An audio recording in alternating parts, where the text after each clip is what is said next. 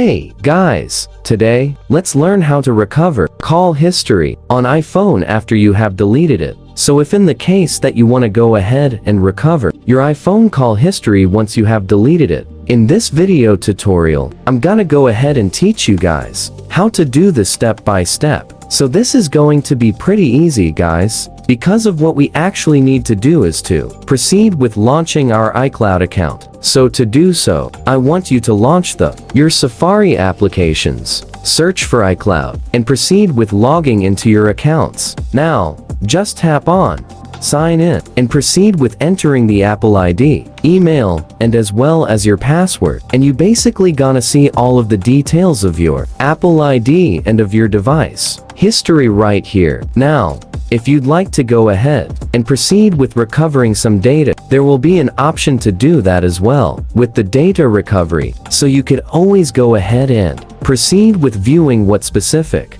features you could go ahead and do on here. And there also is this option to restore your contacts and restore other data as well. And essentially, that is all for this video. Thank you for watching. Please like and subscribe and take care.